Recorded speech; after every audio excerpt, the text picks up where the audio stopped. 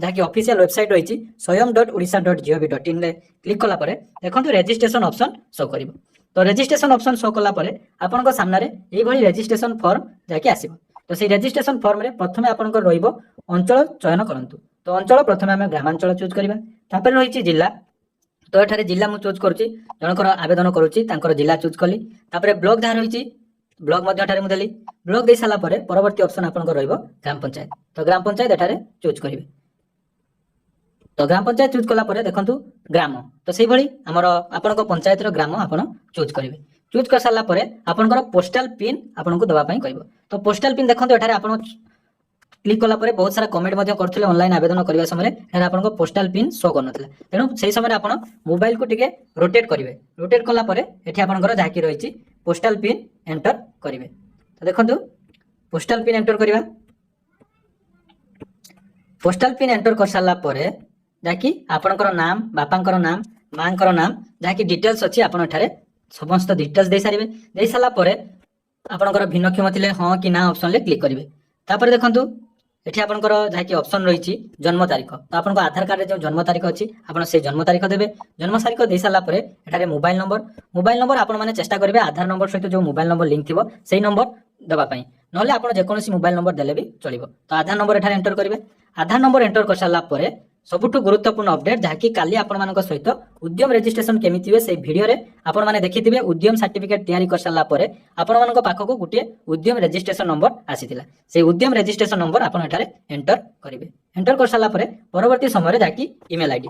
तो email ID दबा पूर्वरु एठारे सबमिट करिया पूर्वरु पुनी थरे आपनकर डिटेल्स जाकी एठारे आपण चेक करनेबे। तो देखंतु संपूर्ण डिटेल्स चेक कर साला परे सबमिट ऑप्शन ले क्लिक करिवे।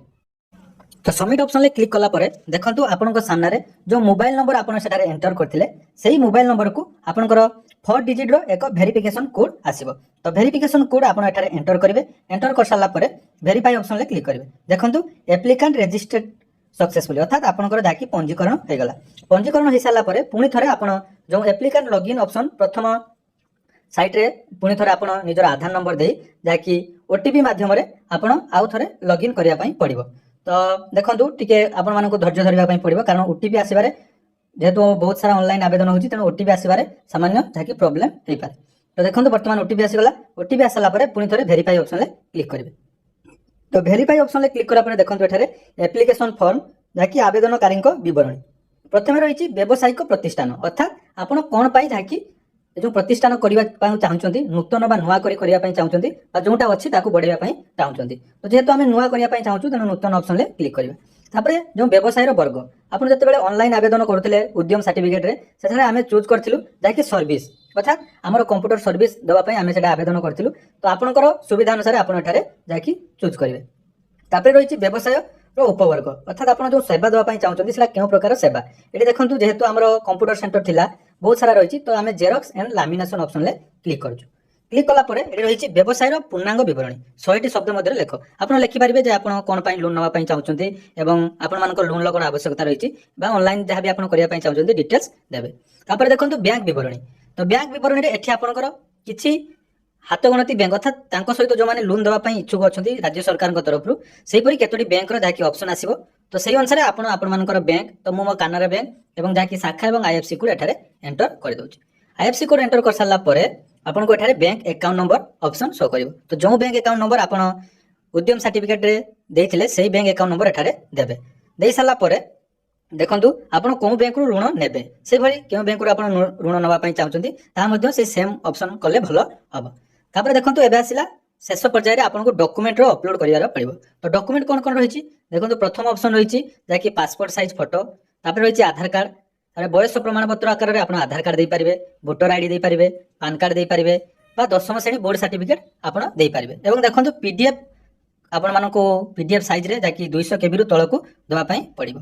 या छडा देखंतु रहिछि पुनी आय प्रमाण पत्र बा इनकम सर्टिफिकेट पुनी एठा रहिछि उद्यम रजिस्ट्रेशन जाकी आपण माने उद्यम जदी करिसंती तार प्रिंट आउट मध्ये आपण बाहर करथिले तो से प्रिंट आउट मध्ये आपण को एठारे जाकी अपलोड करिया पई पड़िबो। तो प्रथम मु पुनी थरे कहि दउची देखंतु प्रथम ऑप्शन रहइबो जाकी पासपोर्ट साइज फोटो 200 केबी रु कम तापर रहइबो आधार कार्ड पीडीएफ फॉर्मेट रे ता मध्ये 200 केबी रु कम थिबा दरकार। तापर एज प्रूफ बा बयस प्रमाण पत्र हिसाब रे Aadhaar card voter ID PAN card 10वीं बोर्ड सर्टिफिकेट बा जन्म प्रमाण पत्र ଯେକୌଣସି ଗୋଟିଏ ଡକ୍ୟୁମେଣ୍ଟ ଆପଣ ତ ଆଧାର କାର୍ଡ ଦେଇଦେବେ ଆପଣମାନଙ୍କ ପାଇଁ ସୁବିଧା ହେବ। ତାପରେ ବାସସ୍ଥାନ ପ୍ରମାଣପତ୍ର ହିସାବରେ ପୁଣି ଆପଣଙ୍କୁ ରେସିଡେନ୍ସ ସାର୍ଟିଫିକେଟର କୌଣସି ଆବଶ୍ୟକତା ନାହିଁ, ଆପଣ ସେଇ ସେମ୍ ଆଧାର କାର୍ଡ ଏଠାରେ ଏଣ୍ଟର କରନ୍ତୁ। ତ ଆଧାର କାର୍ଡ ଦେଇ ସାରିଲା ପରେ ଦେଖନ୍ତୁ ପରବର୍ତ୍ତୀ ଅପସନ୍ ଯାହାକି ତହସିଲ ଦ୍ୱାରା ପ୍ରାପ୍ତ ପ୍ରମାଣପତ୍ର, ଯାହାକି ଆପଣଙ୍କର ଇନକମ୍ ସାର୍ଟିଫିକେଟ। ତ ଯଦି ଆପଣଙ୍କ ପାଖରେ BSKY କାର୍ଡ ନାହିଁ ବା କାଳିଆ କାର୍ଡ ନାହିଁ ତ ଆପଣମାନଙ୍କ ନାମରେ ଇନକମ୍ ସାର୍ଟିଫିକେଟ ଯାହାକି ବାର୍ଷିକ 2 ଲକ୍ଷ ଟଙ୍କା କମରୁ ଥିବା ଦରକାର ସେଇଭଳି ଡକ୍ୟୁମେଣ୍ଟ ଦେଇ ସେଭ୍ ଆଣ୍ଡ ନେକ୍ସଟ ଅପସନରେ କ୍ଲିକ୍ କରନ୍ତୁ। ତ ସେଭ୍ ଆଣ୍ଡ ନେକ୍ସଟ ଅପସନରେ କ୍ଲିକ୍ କଲା ପରେ ଦେଖନ୍ତୁ ଆପଣଙ୍କର ସମ୍ପୂର୍ଣ୍ଣ ଡିଟେଲ୍ସ ଆସିଯିବ, କ'ଣ କ'ଣ ଡକ୍ୟୁମେଣ୍ଟ ଆପଣ ଅପଲୋଡ କଲେ ଏବଂ କ'ଣ କ'ଣ ଆପଣଙ୍କର ଯାହାକି ଡିଟେଲ୍ସ ରହିଲା। ଏଠି ନାଁ ମଧ୍ୟ ଆପଣଙ୍କର ଆସିଯିବ ଯେ ନାମ ରହିଛି ମୁଁ ମୋ ପରିବାରର କୌଣସି ସଦସ୍ୟ ଯାହାକି ରହିଛି ଗାଇଡଲାଇନ୍ ଆପଣ ଥରେ ପଢ଼ିଦେବେ। ପଢ଼ି ସାରିଲା ପରେ ଦେଖନ୍ତୁ ସେଠି ଗୋଟେ ଅପସନ୍ ରହିଛି ଆପଣଙ୍କର ଟିକ୍ ଅପସନ୍ ଗୋଟେ ରହିଛି। ତ ସେଇ ଅପସନରେ ଆପଣ କ୍ଲିକ୍ କଲା ପରେ ସେଇ ଆପ୍ଲିକେସନ ଫର୍ମକୁ ସବମିଟ୍ କରିପାରିବେ। ତ ଏହିପରି ପ୍ରକାରେ ଆପଣମାନେ ନିଜ ମୋବାଇଲରେ ଘରେ ବସି ସ୍ୱୟଂ ଯୋଜନା ପାଇଁ ଆବେଦନ କରିପାରିବେ। ଯଦି ଆପଣମାନଙ୍କର କୌଣସି ପ୍ରୋବ୍ଲେମ୍ ହେଉଛି ଆବେଦନ ସମୟରେ ତ ଡେସ୍କ୍ରିପସନରେ ଆମ ଟେଲିଗ୍ରାମ ଚ୍ୟାନେଲର ଲିଙ୍କ ରହିଛି, ତ ଆପଣ ସେଠାରେ ମେସେଜ କରିବେ, ମୁଁ ଆପଣମାନଙ୍କୁ ଚେଷ୍ଟା କରିବି ସମ୍ପୂର୍ଣ୍ଣ ଡିଟେଲ୍ସ ଦେବା ପାଇଁ। ଧନ୍ୟବାଦ।